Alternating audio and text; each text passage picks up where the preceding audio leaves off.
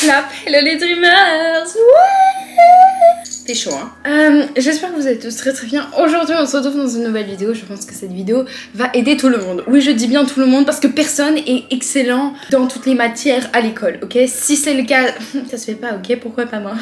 En gros, on est là pour comment avoir des meilleures notes, mais juste être satisfait des efforts que vous avez fait pour réviser et ensuite avoir 17, 18, 19, 20. Et oui, c'est possible, ok? Avec des efforts et surtout grâce aux astuces que je vais vous donner.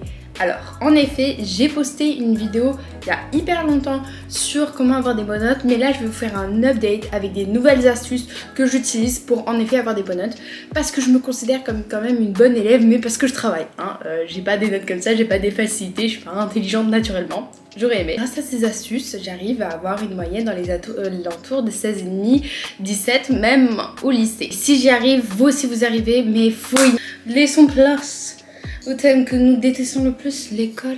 Let's go! 1, 2, 3, let's switch this up. Bon alors, soit cette vidéo a été recommandée pour vous et je pense que c'est ainsi que vous avez cherché cette vidéo et c'est bien parce que ça vous prouve que vous voulez améliorer vos notes. Donc la première astuce que je veux vous suggérer, c'est de réviser chaque soir pendant 10 minutes. Je sais, qui fait ça? Bon, je fais ça de temps en temps. Quand le cours a été donné, il va se diluer peu à peu au fil des jours.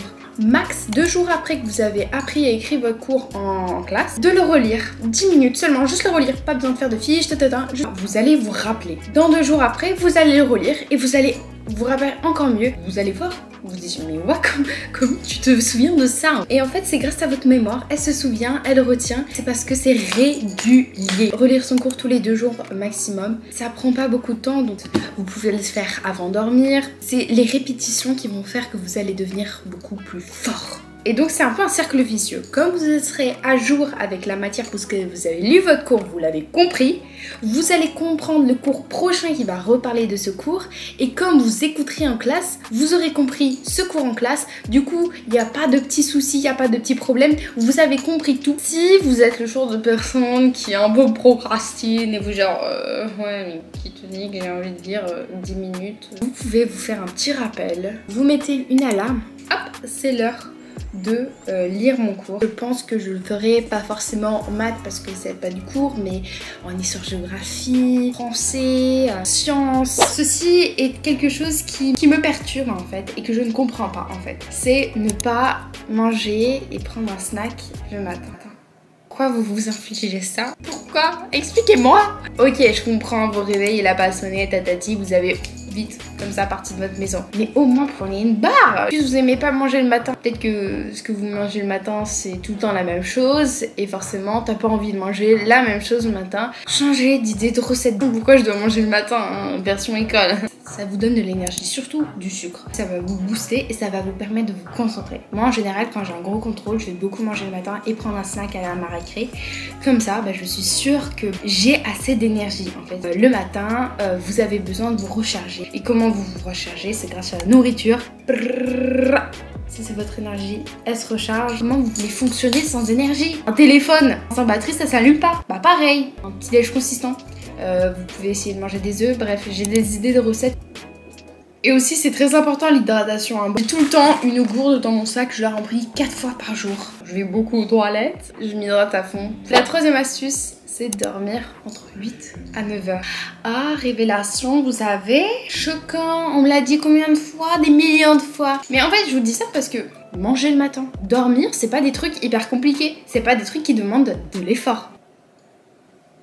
Je sais qu'il y a beaucoup de gens qui disent ouais, vous devez dormir entre 7 et 8 heures. Je suis désolée mais vous pouvez pas dormir 7 heures quand vous êtes en 6e, en 5e, en 4e. Moi j'ai besoin de 9 heures de sommeil, je suis une grosse dormeuse. Dormir c'est aussi une autre source d'énergie en fait. Coucher tard, vous avez un mauvais rythme, que quand on dort pas assez on ressemble à rien avec nos cernes. Pareil, si vous dormez pas assez, vous allez forcément moins écouter parce qu'on aura la petite tendance à faire... Ceci peut être évité en faisant une action hyper simple. C'est tout. Si vous voulez une petite référence, moi je me couche à max 22 heures et je me lève à 7 h du matin, ce qui me fait 9 heures de sommeil. Vous allez voir, ça fait extrêmement du bien de se coucher tôt. Et je sais qu'il y en a qui arrivent pas, ouais j'arrive pas à me coucher tôt, je prends tout le temps trop de temps. Si vous prenez trop de temps à vous coucher, vous avez votre petit téléphone, vous avez regardé les écrans juste avant et c'est pas bien. Passons à la 4e astuce, ramenez son agenda à l'école. Ok, c'est pour écrire vos devoirs, mais c'est aussi votre agenda, donc c'est votre organisation que vous allez mettre dedans. Mais là-dedans, j'écris quand je vais devoir faire des fiches de révision, si par exemple j'ai 1 heure de permanence, qu'est-ce que je fais pendant cette heure de permanence. Je me suis pincée, j'ai fait comme ça, je me suis... Bref, j'ai pris ma peau. Exemple, je pense qu'on est bien à la fin du chapitre. C'est pour ça que je vais vous faire un petit contrôle la semaine prochaine, mercredi. Ça vous va? De toute manière, vous avez pas le choix. Ok, vous écrivez, ouais, j'ai contrôle de maths mercredi. Le mercredi, c'est ma deadline. Le mercredi, il faut que je sois prête. Donc, par exemple, le vendredi soir, je vais faire mes fiches de révision. Le samedi, je vais faire un exercice. Le dimanche, je vais faire un contrôle. Et ben, le lundi, mardi, je vais relire mon cours tout simplement. C'est comme ça que je m'organise. C'est aussi simple que ça. Des petits bonus comme ça, comment je m'organise. Mais ça, j'écris tout dans mon agenda et ça m'aide énormément. J'ai écrit en permanence tout ce que je devais faire, comme ça je me perdais pas. Et du coup, j'ai mis bien sûr des nombres. J'ai mis mes priorités. Ok, je vais faire ça en premier, ensuite ça. Et ça me permet d'être extrêmement productive et je sais tout le temps ce que j'ai à faire. La 5e astuce, c'est écouter en cours. Ok, j'ai compris, ça devient saoulant, c'est pas des astuces révolutionnaires, mais moi j'ai des explications. Notamment au lycée, on te demande de faire des prises de notes. Je sais qu'en 6e, 5e, au collège, je sais pas trop dans la routine. Je déteste quand c'est déjà imprimé. Alors que quand un prof te dit son cours, il les dit lentement, tu écris les éléments les plus importants. Waouh, oh my god, je retiens tellement mieux, je vous jure. Et j'arrive à tellement retenir, comme je suis obligée d'écouter parce que je dois faire mon cours, il n'y a pas d'autre support, je suis obligée de retenir. Si vous avez un polycopier qui est imprimé, en ce temps-là, le prof lit le cours et il va utiliser ses propres mots. C'est ça qui a fait que le cours est facile à apprendre. Si vous avez un prof qui vous a déjà donné votre cours, vous allez quand même écrire pendant qu'il parle des éléments les plus importants, comme si vous faites déjà votre fiche de révision. La 6e astuce, vous avez une éval, du coup je vous recommande de réviser la membrane plasmique, son fonctionnement. Vous allez voir les exercices, j'aime bien ces exercices, comment ils sont faits et tout. J'espère que vous avez noté ce qu'elle dit. Quand un prof vous donne, oui il y a une éval, écoutez bien. Écoutez bien, parce qu'il va vous dire ce que vous devez apprendre. Et c'est tout ce que vous devez savoir, les acquis. Je vais réviser ça en partie. Quand ils disent qu'il y aura un contrôle, ils disent potentiellement ce qu'il y aura dans le contrôle. Et c'est pour ça qu'il faut énormément écouter. Et ça m'est déjà arrivé qu'ils disent, bah il y aura ça, ça, ça. Et en fait, il y avait exactement la même chose. Et vraiment se focaliser sur ça. Ça paraît assez bête. Par exemple, en maths, elle va me dire, l'interro, ce sera que sur un problème. Du coup, je vais pas perdre mon temps à réviser mon cours de maths, à savoir les formules par cœur, à apprendre des exercices théoriques. Je vais vraiment faire plein de problèmes, savoir la méthode. L'astuce numéro 7, c'est savoir si vous êtes capable de travailler seul ou en groupe. Si vous êtes plus fort quand vous travaillez tout seul. J'ai découvert que je n'étais pas capable de travailler avec une autre personne. Je n'y arrive pas. En fait, j'ai besoin d'apprendre seule. Solitude, je suis seule. Moi, je trouvais qu'il y avait souvent la pression de l'autre parce qu'il savait plus que toi. Du coup, toi, t'es obligé d'apprendre encore plus. Tu exploses. Je sais qu'il y a beaucoup de personnes à qui ça aide, surtout parce que, par exemple, quand elles ont une question, elles demandent à leurs potes et ils savent leur répondre avec leurs propres mots. Tu comprends plus facilement. Chacun des deux a des avantages. Si t'as une question et que t'es tout seul, bah... t'es tout seul. Si vous n'avez pas compris, il va vous expliquer, vous allez mieux comprendre. La dernière astuce, numéro 8. Soleil, pas soleil. Soleil, pas soleil. C'est drôle. Mes conseils pour chaque matière. Alors en bas mathématiques, j'ai remarqué que quand j'ai fait un contrôle, le faire doucement. Je suis le genre de personne qui... Mon exercice de maths hyper vite, mais je me relis et là je vois des millions d'erreurs, des erreurs stupides et je dois tout recommencer. Wow. Tu vas vraiment doucement. Je détaille comme ça, je fais zéro faute, des tours d'ori. Voici la première interro que j'ai fait hyper rapidement, j'ai pas trop compris.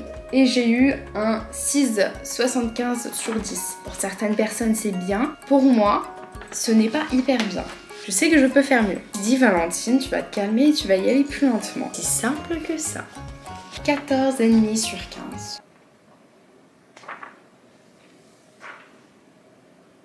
Il y a aussi un autre truc à jouer un jeu pour cette magnifique note, c'est que je me suis relue. Vous devez toujours vous relire, c'est la règle d'or. Des fois quand vous allez vous redire, vous allez... Mais comment je suis assez conne pour avoir fait cette faute? C'est pas possible. En histoire, en géographie, en sociologie, géopolitique, etc. Tout le temps donner des exemples. Donnez la définition d'un étalement urbain. Vous connaissez votre définition, vous la donnez, vous donnez tout le temps un exemple. Et ça va vous faire des points en plus. Ou alors, des fois, des profs, quand ils disent donner la définition, ils veulent l'exemple, mais ils le disent pas.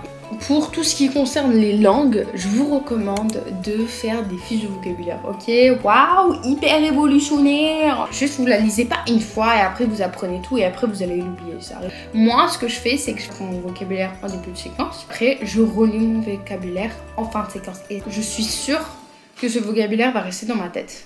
Mais aussi, prenez soin de vous. Faites des petits masques, faites-vous plaisir, faites des soirées, sortez avec vos amis parce que l'école c'est pas le plus important et surtout pas les notes. Je suis le genre de personne qui, ah merde, j'ai une mauvaise note, je suis déprimée toute la journée, mais il faut que j'arrive à m'enlever cette idée que les notes, c'est juste des punaises de notes en fait. Ça va pas définir votre vie. Je travaille pas pour mes parents, je travaille pas pour une école, je travaille pour moi. En tout cas, j'espère que vous avez aimé cette vidéo, j'espère que vous avez aimé toutes ces astuces que je vous ai données. On va tout de suite passer à la question du jour.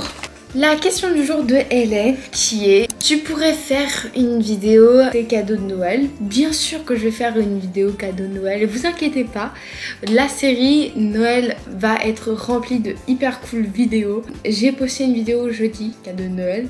Adios. Genre j'ai chaud mais j'ai la chair de poule. C'est compréhensible. Le soleil. Kiss kiss bye.